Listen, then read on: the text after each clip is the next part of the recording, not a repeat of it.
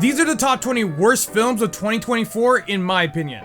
I have seen 140 new films last year. Remember, this is my opinion and yours is probably going to be different. If you guys want to see more in-depth reviews of why I didn't like these movies, you can check out my Letterboxd. Number 20 is Oddity. The idea of this movie sounded interesting, but it failed to deliver in my opinion. I thought we would see the use of different items, but we only get to see maybe 2 at the most. I didn't care about any of the characters, it wasn't really scary, there was no real good kills, jumping back and forth in time just was bad, it was full of horror cliches, and it was just overall boring. Number 19 is Daddy's Head. You know when I laugh at the monster, then there's a problem with your film. It looked like a mix of RoboCop without his mask combined with a weird xenomorph. We get cheap jump scares, a boring story, and a stupid kid. Number 18 is VHS Beyond. This franchise is always hit and miss, but that's what happens when you have an anthology series with a bunch of different directors. Unfortunately, I only liked the first story in this. The cops dealing with the crazy aliens was pretty cool. The rest of the stories were just bad or uninteresting. Number 17 is Kalki 2898 AD. This is India's wannabe Dune / Star Wars. You know your movie's bad when I make a 12-minute rant video of everything wrong with your film. Listen, I've seen some good Indian films, but this wasn't one of them. The movie wasn't funny, almost all the action is pretty bad, the villain was horrible,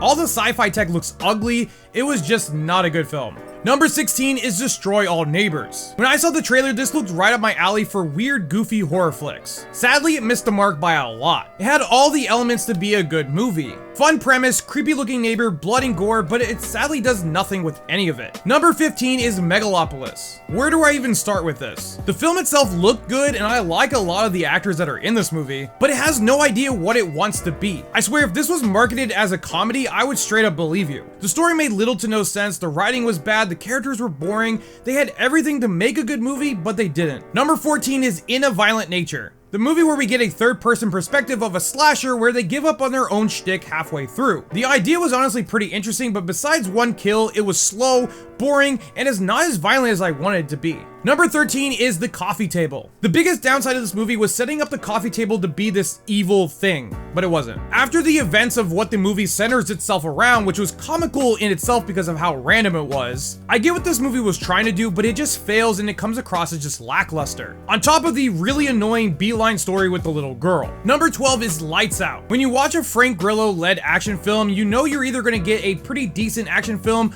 or a crap one, and this was a crap one. The editing of this movie was atrocious and literally ruined all the action and the flow of the film. Maybe there's a cut of this movie that is better, I don't know. Number 11 is Calamity Jane. This is what happens when you grab a bunch of CW actors but don't tell them that the movie is going to be bad. We get Stephen Amell in a terrible wig and he dies within the first 20 minutes. On top of boring action and gunfights, bad editing, and a bland story, this is just a bad B-rated flick. Number 10 is Miller's Girl. Let's be real, I only watched this movie because of Jenna Ortega, but what was this? I don't know who let Jade Halle Bartlett write and direct this movie, but they need to be fired. The script was like you stumbled upon a girl's Wattpad of her weird erotic stories about her high school teacher. Maybe if this was set in college it'd be a little bit better, but I hate all of the characters in the writing and this movie was just bad. Number 9 is Spread. Again, another movie I only watched because Elizabeth Gillies was the lead in it. The concept sounded fun, but it fell very flat. The script was just uninspiring, filled with cliches, unfunny, and just not interesting. All the characters other than Ruby were just bad. I get that it's a Tubi original, but it shouldn't be that hard to make a decent film. Number 8 is Wanted Man. Did I expect an action film starring an aged Dolph Lundgren to be good?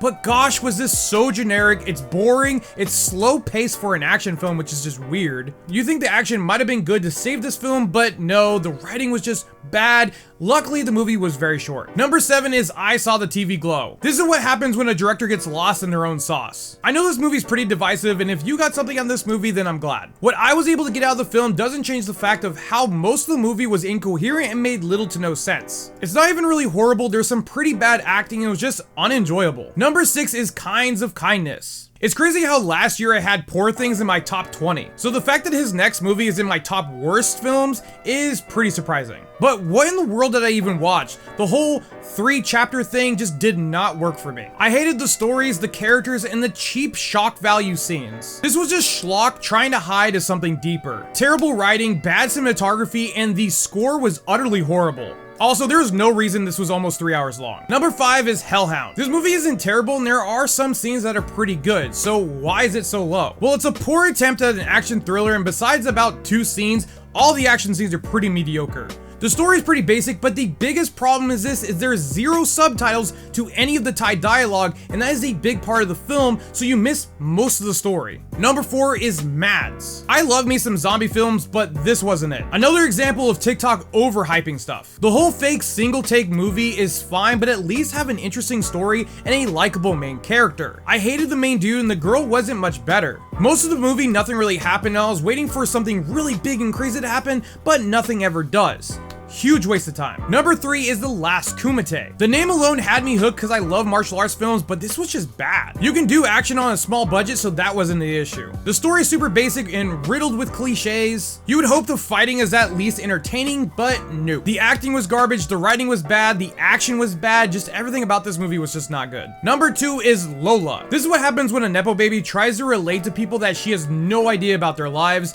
This is what we get. Nicola Peltz Beckham wrote, directed, and stars in this hot piece of trash. She thought of every horrible situation that a person could go through and put it in this movie. It's like she was checking the boxes for traumatic events. Terrible writing, horrible characters, nothing was good. And number 1 is Jade. I checked this movie out because of Shayna West, and boy was I bummed. Not only does this look like it was filmed for a high school project, but everything about it was just bad. Writing, pacing, editing, action, everything. I could go on a rant about how bad this movie was, but it's all on my letterbox. The funny thing is, they had the gall to actually set this up for a second movie. I don't know why. This is hands down the worst movie of the year. So these are my least favorite movies of the year. Let me know down below what movies you hated this year. And as always, thanks for watching.